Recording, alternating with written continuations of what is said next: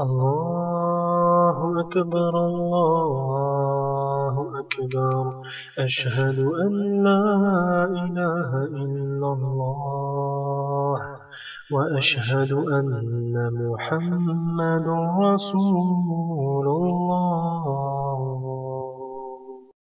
بسم الله الرحمن الرحيم. الحمد لله رب العالمين، الصلاة والسلام على أشرف الأنبياء والمرسلين نبينا محمد وعلى آله وصحبه أجمعين. Avant d'entrer dans le vif du sujet, Inch'Allah, je vous laisse visualiser cette vidéo et on en reparle juste après.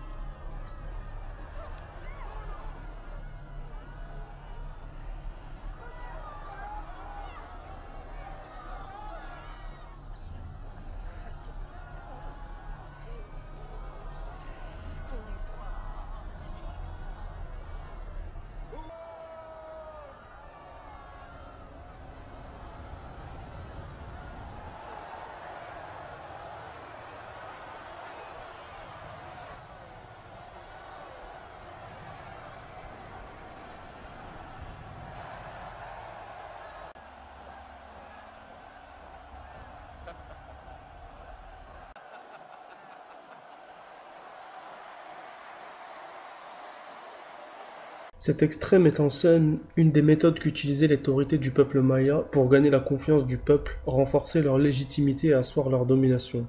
Pour résumer, nous voyons la famille royale assise derrière un sacrificateur, à leur côté se trouve un devin et un général, et au pied de la pyramide, une foule ignorante qui assiste à la cérémonie. Les Mayas, connus pour leur connaissance des cycles des astres, ont profité d'une éclipse solaire pour faire croire à la population que leur dieu était satisfait du mode de gouvernance de leurs élites et des sacrifices rituels qui lui étaient offerts, et c'est pour cela qu'il leur rend la lumière qu'il a soi-disant cachée quelques instants. Pourquoi font-ils cela? Parce que tout pouvoir pour exister et durer paisiblement a besoin de légitimité. Il est nécessaire que les gouvernés acceptent et reconnaissent le gouverneur, sinon c'est la rébellion face à son pouvoir, la perte de son autorité et la chute assurée de son trône. Mais ce qui m'intéresse, c'est le rôle du sacrificateur et du devin à côté de lui. En fait, eux, leur rôle, comme il a été dit, est de légitimer davantage le pouvoir du gouverneur et de lui accorder plus de crédit dans l'esprit des gens. En effet, les gens ayant du respect et de la vénération pour les sages et les gens de science, du fait de leur connaissance et savoir-faire, pour eux il est logique que si de tels personnages obéissent au chef, alors eux-mêmes se doivent de le faire, sans même chercher à savoir et comprendre pourquoi. Ils sont en fait bluffés par les apparences de ces personnes qui s'expriment bien, qui ont un certain âge et qui portent l'habit de ceux qui ont une position sociale importante. Lorsque l'on étudie les premières révélations descendues sur le prophète sallallahu alayhi wa sallam, on se rend compte qu'elles comportent un fort accent de délégitimisation des élites mécoises de Quraysh. Par exemple, dans Surat Al-Alaq, l'extrait suivant porte sur la délégitimisation d'un des principaux cadres de Quraysh, en l'occurrence Amr ibn Hisham ibn al-Mughira, que les musulmans ont renommé Abu Jahl, qui signifie le père de l'ignorance. L'extrait qui commence par les mots suivants: أرأيت الذي ينهى عبدا إذا صلى أرأيت إن كان على الهدى, et qui termine par كلا لا تطيعه. Et dans Surat Al-Qalam, Allah défend l'honneur de son serviteur, son élu, et le légitime dans son rôle de prophète et d'instructeur. Nun, والقلم وما يسطرون ما أنت بنعمة ربك بمجنون وإن لك لأجرا غير ممنون وإنك لعلى خلق عظيم فستبصر ويبصرون بأيكم المفتون إن ربك هو أعلم بمن ضل عن سبيله وهو أعلم بالمهتدين. Allah, le vrai souverain, nous fait comprendre que c'est lui qui légitimise et délégitimise, et par conséquent les croyants doivent se baser sur la parole d'Allah pour savoir à qui obéir, et qui est donc le gouverneur légitime des musulmans. Nous savons déjà qu'en tant que musulmans, il est interdit d'être placé sous l'autorité d'un mécréant, d'un négateur qui rejette la révélation, et par conséquent de lui obéir. Ceci est très clair, car Allah dit « فَلَا تُطِعَ الْمُكَذِّبِينَ » Allah dit également لا تطع الكافرين والمنافقين ودع أذاهم وتوكل على الله. Le musulman ne doit obéissance qu'à celui qui lui-même obéit à Allah et à son messager sallallahu alayhi wa sallam et qui gouverne avec la sharia, la législation d'Allah. Et si ce gouverneur musulman se trompe, alors un savant musulman doit aller lui rappeler son erreur et l'inviter à revenir vers le Coran et la Sunna pour qu'il revoie sa décision. Comme Allah dit Ya ayyuhalladhina amanu ati'u Allah wa ati'u ar-rasul wa ulil amri minkum fa in tanaza'tum fi shay'in farudduha ila Allah wa ar-rasul in kuntum tu'minuna billahi wal yawmil akhir. Et l'obéissance n'est acceptable que dans ce cas. C'est pour cela que dans le Musnad d'Imam Ahmad rahimahullah, on trouve ce hadith où le prophète sallallahu alayhi wa sallam dit écoutez et obéissez, même si un esclave abyssin dont la tête est comme un raisin sec est nommé à votre tête, et ce tant qu'il vous gouverne avec le livre d'Allah. Tout ceci est très simple à comprendre en réalité. Mais là où cela se complique légèrement, d'où le titre Les magiciens de Pharaon, c'est lorsque des savants abandonnent ce rôle d'éducateur et de guide et font le choix, contre quelques intérêts, de travailler pour le mal, en légitimant la domination d'un mécréant sur la communauté musulmane ou d'un hypocrite, par une méthode très simple, sortir les textes de leur contexte et leur trouver des explications fausses.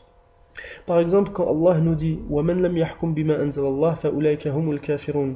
Cet extrait du verset 44 de la sourate Al-Ma'ida est descendu à propos des leaders juifs de Médine qui refusaient de juger les leurs avec les peines légales issues de la Torah. Allah déclare que ceux-là sont certes des mécréants. Alors que dire de celui qui légifère des lois qu'Allah n'a jamais permises en rendant légal ce qui ne l'est pas et vice-versa? Des législateurs qui prétendent à la seigneurie invitent les gens à se référer à leur jugement plutôt qu'à celui d'Allah, en remplaçant la législation divine par la législation humaine. Telle est la nature de l'État-nation moderne, copie conforme des républiques occidentales, et ce modèle se trouve partout dans le monde. Eh bien, les magiciens de Pharaon sont là pour accompagner et légitimer tout ce processus. Ils sont là pour accompagner la destruction de la religion d'Allah. Ils sont là pour faire perdurer la tyrannie sur terre, l'injustice, le mensonge, la tromperie, le vol, faire baisser le niveau de conscience et abaisser le genre humain.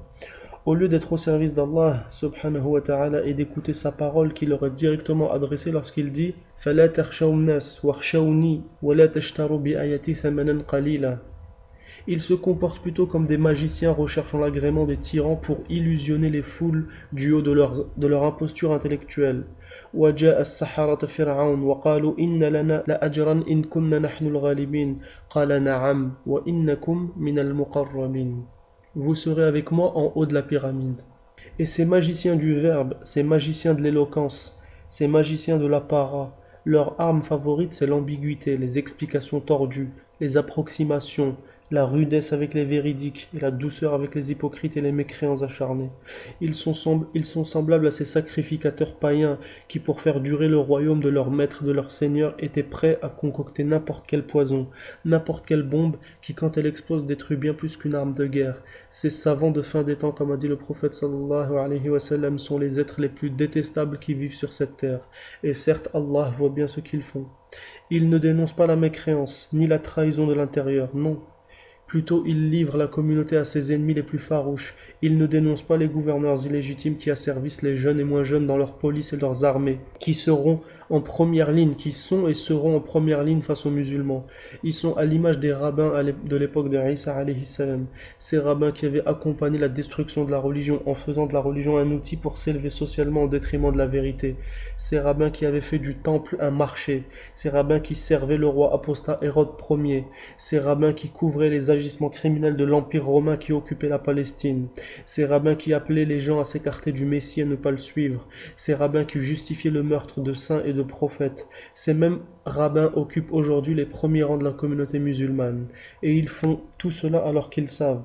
أَلَمْ تَرَ إِلَى الَّذِينَ تَوَلُّوا قَوْمًا غَضِبَ اللَّهُ عَلَيْهِمْ مَا هُمْ مِنْكُمْ وَلَا مِنْهُمْ يَحْلِفُونَ عَلَى الْكَذِبِ وَهُمْ يَعْلَمُونَ أَعَدَ اللَّهُ لَهُمْ عَذَابًا شَدِيدًا إِنَّهُمْ سَاءَ مَا كَانُوا يَعْمَلُونَ.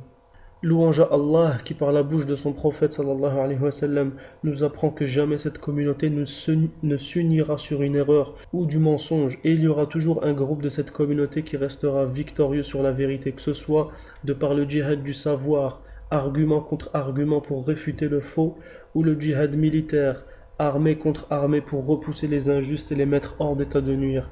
Et ce groupe réfutera tous les mensonges et résistera face à tout ennemi, mécréant et hypocrite, jusqu'à ce que l'ordre d'Allah s'accomplisse et que l'on s'en rende tous à lui pour notre jugement final.